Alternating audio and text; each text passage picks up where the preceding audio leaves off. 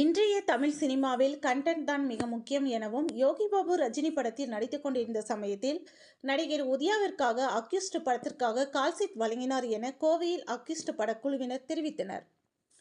பிரபு ஸ்ரீனிவாஸ் இயக்கத்தில் உருவாகியுள்ள அக்யூஸ்ட் திரைப்படத்தில் உதயா, அஜ்மல், யோகி பாபு, ஜான்விகா, பிரபாகர், டேனி, சுபத்ரா உள்ளிட்டோர் பலர் நடித்துள்ளனர்.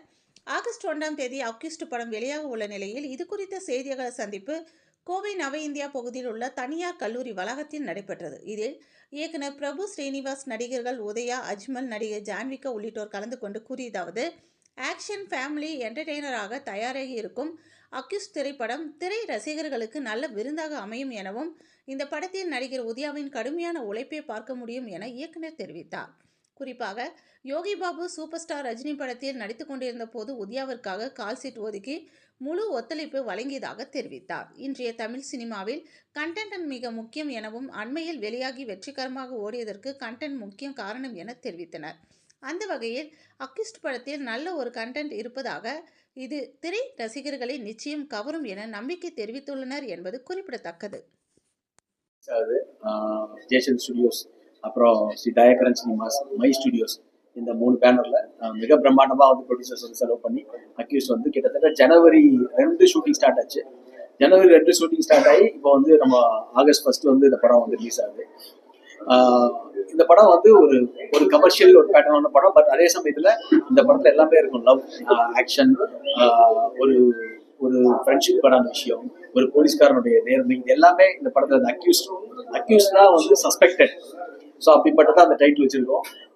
டெஃபினட்டாக வந்து இன்னைக்கு வந்து கிட்டத்தட்ட ஒரு ஒன் மந்தாவே நாங்கள் ப்ரமோஷன்ல இருக்கிறோம். 1 மந்த் முன்னாடியே ஆரம்பிச்சிட்டோம். ஈரோட்டில் ஆரம்பிச்சு அதுக்கப்புறம் வந்து சென்னையில் சத்யசாய் மெடிக்கல் காலேஜ், அதுக்கப்புறம் இன்னைக்கு வந்து கோயம்புத்தூர்ல இருக்கோம். அதுக்கு முன்னாடி வந்து நம்ம பெங்களூர் போயிருந்தோம்.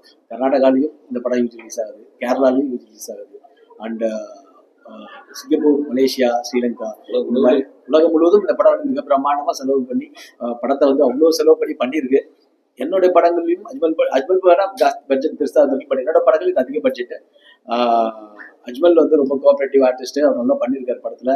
ஜான்விகா ஃப்ரம் பெங்களூர், கர்நாடகா. பட் அவ்வளோ அற்புதமான ஒரு பெர்ஃபார்மன்ஸ் கொடுத்துருக்காங்க. மியூசிக் வந்து நரேன் பாலகுமார் பண்ணியிருக்கிறாரு. அவரும் அற்புதமான மியூசிக். 2 சாங் பெரிய ஹிட் ஆயிடுச்சு. வெங்கட் பிரபு ஒரு சாங் பாடியிருக்காரு, பிரியாணி சாங், அதெல்லாம் கேட்டிருப்பீங்கன்னு நினைக்கிறேன். பிரேம்ஜி அந்த சாங்ல பாடியிருக்காரு. அண்ட் ஜிவி பிரகாஷ் சார் ஒரு சாங் பண்ணியிருக்காரு, melody song. Naren Balakumar sir ஒரு சாங் பண்ணியிருக்காரு.